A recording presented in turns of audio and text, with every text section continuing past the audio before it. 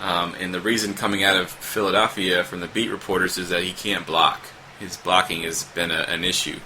And in Chip Kelly's offense, if you can't block, then you're not going to play. I don't know if it's run blocking or if it's pass blocking. It didn't really say, but it just said blocking in general. So Brent Selleck actually has been running with the starters, with Zach Ertz playing with the second unit. So despite all his potential that he could be, in the passing game, if he can't fix this blocking issue, he may never see the field. I would be extremely hesitant to take Zach Ertz unless we see some dramatic change during the preseason. He definitely will not be on my draft boards for tight end. So definitely keep that in mind when you're putting together your cheat sheets. Leave Zach Ertz off, unless, like I said, preseason changes my mind. We got some more injury news coming out of Washington, D.C. with Deshaun Jackson separating his shoulder. Some freak accident with some kind of sled, I think a blocking sled or some kind of sled he actually ran into and separated his shoulder.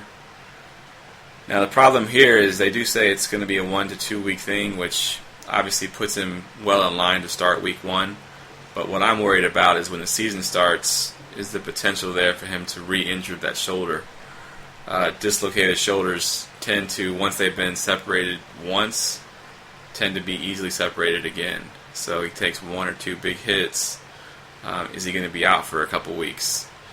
So that's something to think about when you're taking Deshaun Jackson. Of course, he's the Washington's big play guy. Led the league last year in yards per reception with 20 plus, which is ridiculous.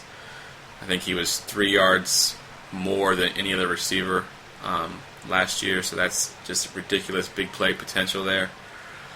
So just something to think about with his separated shoulder. Hopefully he gets into that 3rd preseason game so we can kind of see what he looks like. Chances are we won't see him though until week 1. Moving down to Tampa Bay, we have some interesting news here. Lovie Smith has come out and said that Doug Martin is confirmed as the lead running back in Tampa. And that's big news because I think everyone, myself included, was predicting that Charles Sims would be the lead back in Tampa. So Doug Martin gets yet another chance. I do think it moves Doug Martin up on draft boards a little bit. I wouldn't move him quite too much because there is a chance that he goes out and plays awful the first few games and they plug Charles Sims in and he takes over for the rest of the season. So honestly, this backfield I would be avoiding at all costs. I wouldn't want Doug Martin or Charles Sims on my team unless for some reason Doug Martin slips down to those late rounds, because anytime you can get a starting running back in the late rounds, it's definitely worth it because you never know what could happen. But I'm definitely not going to be chasing after Doug Martin or Charles Sims. And speaking of running backs, there's a mess down in Atlanta. Going into the training camp, we didn't know, is it going to be Tevin Coleman? Is it going to be Devontae Freeman? Well, now both of them are injured. They're both going to be out a couple weeks. I think this hurts Tevin Coleman a little more than it does Devontae Freeman, just because Coleman is a rookie. Freeman was there last year, of course. So he's got a little bit of an advantage there, just a little bit more NFL experience. So if I had to put money on it, I would say that Devontae Freeman is your week 1 starter. But again, a situation to avoid. I definitely would not be looking at either one of these running backs going into my draft, unless, like I said, they're going to be down towards the end. If your draft happens to be, towards the end of preseason and the situation has been a little more clarified during the course of preseason, then maybe these guys will end up on draft boards. But if your draft is like this weekend or next weekend, I definitely would not be looking at either one of these Atlanta running backs. And staying on the running backs, we're going to go right with Todd Gurley. The news coming out of Jacksonville is that Todd Gurley will not play in the preseason or is unlikely to play in the preseason, which tells me that your week 1 starter will not be Todd Gurley. It'll definitely be Trey Mason. I have Trey Mason higher than most consensus. I actually like Trey Mason a lot, at least early in the season. I think he should be drafted before Todd Gurley personally, because we never know when Todd Gurley will come in. When's he going to start playing? Is he going to be effective when he does start playing? And Trey Mason will be the week 1 starter. He could definitely take that job and hold it and not give it back. So I definitely would not be looking at drafting Todd Gurley personally. Again, unless you get him late, but he is definitely going higher than I think he should be drafted. And then we go down to Miami, and we got the news that Jay Ajayi, the rookie running back there that was supposed to take over the number 2 running back behind Lamar Miller. Some even predicted that he might take over the number 1 running back. Apparently, he's been a disappointment so far. I guess he's missing his blocking assignments, in pass protection. He's not showing much explosion or no vision when finding the hole. These are all negative things for a running back, that's for sure. So, one of the beat reporters down there in Miami said that the number 2 job is basically Damian Williams' job to lose. That pretty much puts Damian Williams in the handcuff category. I wouldn't expect much from Damian Williams if he does win that number 2 job, unless, of course, Lamar Miller gets hurt. So I don't think he's anything more than a handcuff. I do think Miami's going to ride Lamar Miller a little more than they did last year. I'm actually really high on Lamar Miller. I'm actually high on most of the Dolphins in general. I really like Ryan Tannehill. I like Lamar Miller. I like Jarvis Landry, especially in PPR leagues. So Dolphins definitely has some good potential fantasy value. All right, and then we've got the Joique Bell situation.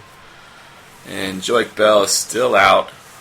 Amir Abdullah and Theo Riddick have been splitting first-team reps. Of course, I think Amir Abdullah has the upper hand there. I think if Joique Bell is not ready for Week 1, I do think your Week 1 starter will be Amir Abdullah. Theo Riddick may get in on some passing downs, but I don't think he's lead back material, whereas I believe Abdullah is. So that is something to definitely keep an eye on as preseason goes through. And then one other note that I've got here is Chicago Bears rookie wide receiver Kevin White. There is potential that he might go on the PUP list, which would immediately put Eddie Royal, who would be the backup to Kevin White, in the nice sleeper pick range. Of course, Kevin White is expected to take the place of Brandon Marshall in that Bears offense. But if he can't go, if he ends up missing the first 6 games of the season, definitely Eddie Royal is someone to look out for. So add him to your deep sleepers. Kind of keep an eye on the preseason and see how things go. Hopefully Kevin White can avoid the PUP list, but if he can't, definitely add Eddie Royal. I think he could definitely be something special in that offense there in Chicago.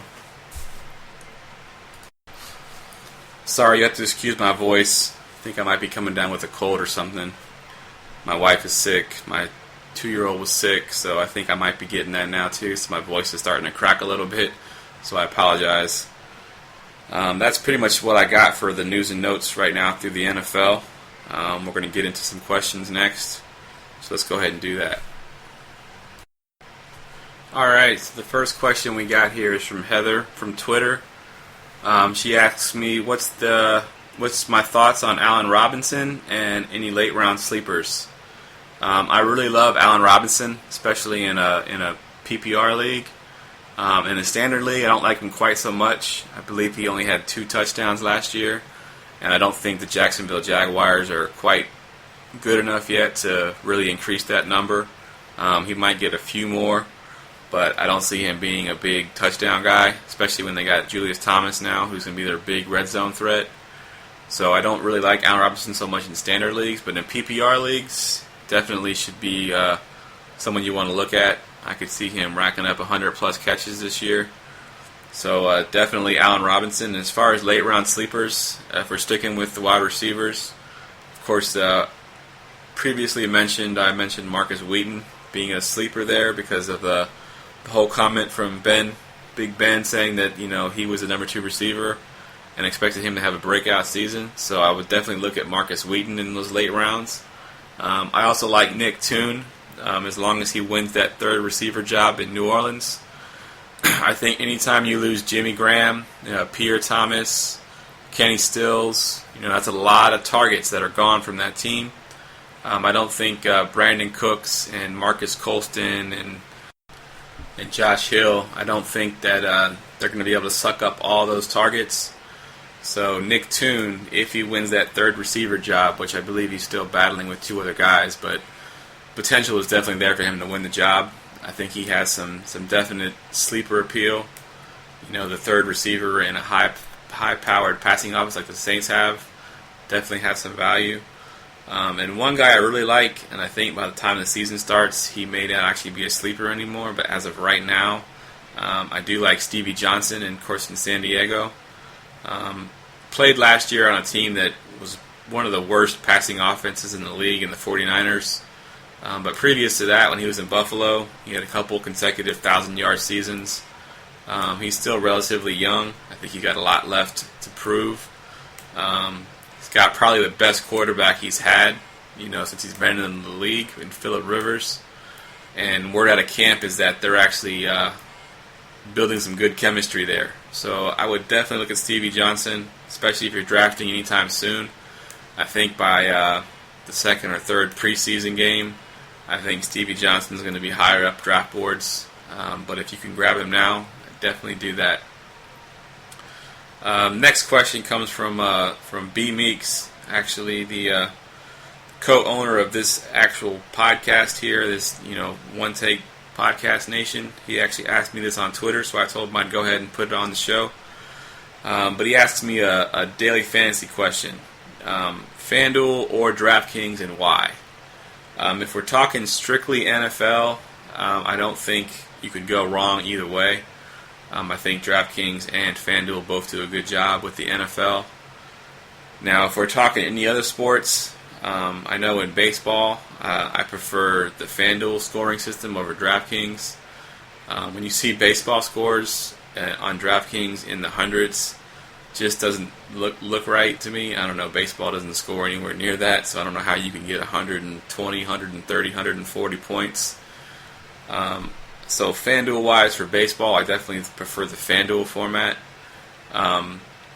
In basketball, it's pretty much similar in basketball. I don't play a lot of DraftKings, so I can't really speak too much on the mechanics of it. I did speak to a guy that does play.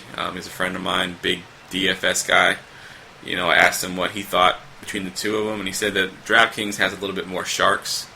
And what that basically means is there's more guys in there that are buying, hundreds of lineups, putting them into, your large tournaments, and those kind of things that kind of take the fun out of it, so to speak.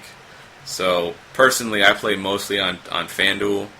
And then, of course, Yahoo now has their own thing. I do play a little bit on Yahoo as well.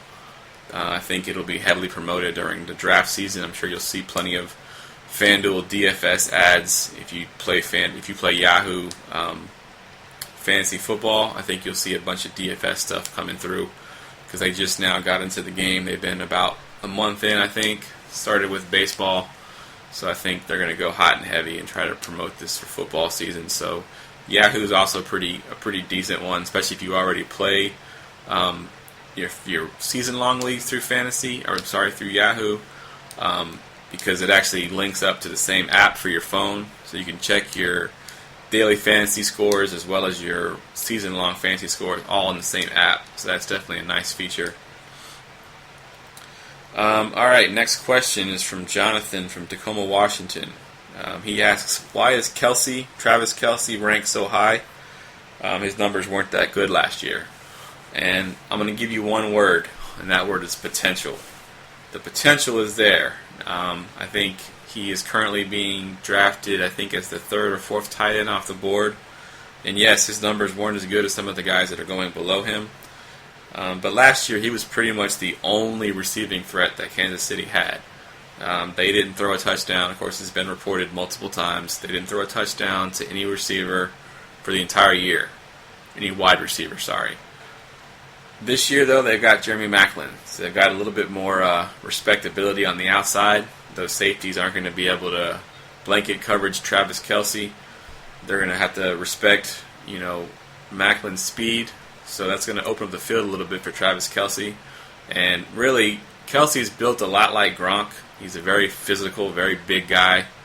Not trying to compare him to Gronk and say he's going to be like Gronk, but he definitely has that same physique if he can just stay healthy.